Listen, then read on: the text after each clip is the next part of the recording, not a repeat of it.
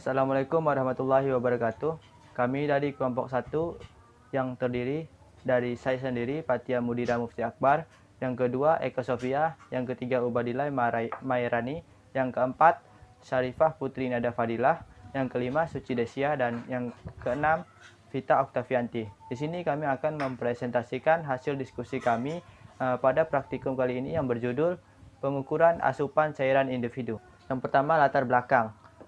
Pada akhir ini, kondisi manusia maupun makhluk hidup yang lain berada pada tahap ekstrim terkait kecukupan gizi.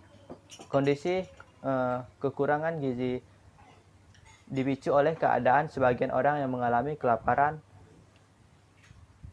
sehingga perubahan pola makan yang bergeser mengikuti gaya hidup zaman modern. Kecukupan asupan gizi yang sering diabaikan masyarakat yang terkesan hal sederhana, akan tetapi merupakan satu di antara kebutuhan pokok yang diperlukan tubuh, yaitu kebutuhan akan cairan tubuh. Metodologi. Yang pertama, waktu dan tempat. Praktikum yang dilakukan pada tanggal 14 sampai 16 Maret 2020 pada waktu yang bervariasi yang dilakukan oleh masing-masing praktikan. Praktikum ini dilaksanakan di kediaman masing-masing praktikan di Kota Pontianak. Yang kedua, alat dan bahan. Yang pertama, alatnya kalkulator, daftar komposisi bahan dan makanan DKBM, data pengeluaran urin sehari, alat pengukur. Yang selanjutnya, kuesioner food and fluid record 24 jam. Yang selanjutnya, data berat badan, tinggi badan dan umur, alat penampung urin, dan yang terakhir, tabel angka kecukupan gizi atau AKG. Baik, selanjutnya metode. Yang pertama itu perhitungan kebutuhan cairan individu melalui pendekatan besarnya kebutuhan energi. Selanjutnya, perhitungan kebutuhan cairan individu berdasarkan berat badan aktual. Selanjutnya, perhitungan kebutuhan cairan individu berdasarkan luas permukaan tubuh. Selanjutnya, perhitungan kebutuhan cairan individu berdasarkan jumlah cairan yang dikeluarkan oleh tubuh. Selanjutnya, perhitungan total asupan cairan individu dalam sehari. Selanjutnya, perhitungan tingkat kecukupan cairan individu. Selanjutnya, periksa urin sendiri atau puri. Baik, berikut adalah hasil dari perhitungan kebutuhan masing-masing praktikan. Yang pertama, kebutuhan cairan dalam mili. Yang kedua, asupan dalam mili. Yang ketiga, kecukupan dalam persen. Dan yang terakhir, status dehidrasi individu dalam sehari-hari. Baik, selanjutnya pada percobaan kali ini data responden yang didapatkan diperoleh bahwa tidak semua responden memenuhi teori di atas, yaitu sebanyak 2 orang, di mana masing-masing nilai dari responden tersebut adalah 76,47% dan 67,33%. Akan tetapi persentase kecukupan cairan tersebut masih dalam interval 1, sehingga di mana 3 cairan yang terhidrasi dengan baik. Ketidaksesuaian data responden bisa diakibatkan karena tingkat kecukupan cairan responden tersebut tidak jauh berbeda dengan persen tingkat kecukupan cairan yang dinyatakan bahwa responden sedang terhidrasi dengan baik atau 100%. Kebutuhan cairan individu yang dalam sehari ditentukan oleh aktivitas fisik, umur, dan berbagai faktor penunjang lainnya.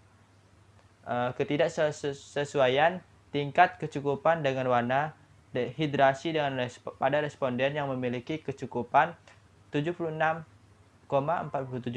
dan 63,33% dapat disebabkan oleh salah satu faktor penentu kebutuhan cairan pada individu. Faktor yang menjadi penyebabnya adalah ukuran tubuh. Berdasarkan data berat badan responden ini adalah berat badan yang paling rendah, yaitu berat badan yang paling rendah yaitu 91 dan 47 kg. Sehingga kebutuhan tubuhnya akan cairan juga lebih rendah dibandingkan yang lainnya. Selain itu, ketidaksesuaian Dengan literatur juga disebabkan oleh kebutuhan cairan sehari responden ini lebih sedikit dibandingkan keempat responden lainnya, sehingga walaupun asupan cairan tidak besar, warna urin masih tergolong dalam hidrasi baik 1-3. Dan yang terakhir itu kesimpulan, yang mana kesimpulan yang kami dapatkan berdasarkan hasil diskusi kami pada praktikum ini. Yang pertama, simpulan dari praktikum ini adalah kebutuhan cairan dari setiap individu berbeda-beda.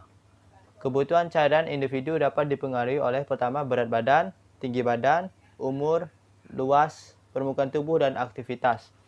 Kebutuhan cairan individu dapat dihitung dengan menggunakan pendekatan kebutuhan energi, koreksi berat badan aktual, luas permukaan tubuh, dan jumlah cairan yang keluar dari tubuh. Yang kedua, kebutuhan cairan individu berdasarkan kebutuhan energi sehari dan didapatkan hasil dari masing-masing individu sebesar 1.1595,75 mili. Yang kedua 1.684,1 mili. Yang ketiga 1.642,52 mili. Yang keempat 2.029,56 mili.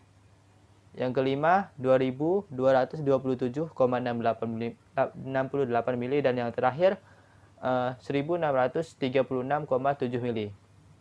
Selanjutnya, kesimpulan yang ketiga yaitu kebutuhan cairan individu didasarkan berat badan aktual atau rumus Darrow. Didapatkan hasil dari masing-masing individu sebesar 1.920 mili, 2.393 mili, 1.931 mili, 2.580 mili, 2.902 mili, dan yang terakhir 2.000 mili. Yang keempat, kebutuhan cairan individu berdasarkan luas permukaan tubuh. Kok pause lo? Salah. Selanjutnya yang keempat, kebutuhan cairan individu didasarkan luas permukaan tubuh atau body surface area. Didapatkan hasil dari masing-masing individu sebesar 1.950 mili, 2.220 mili, 2.040 mili, 2.805 mili, 2.970 mili, dan yang terakhir 2.040 mili.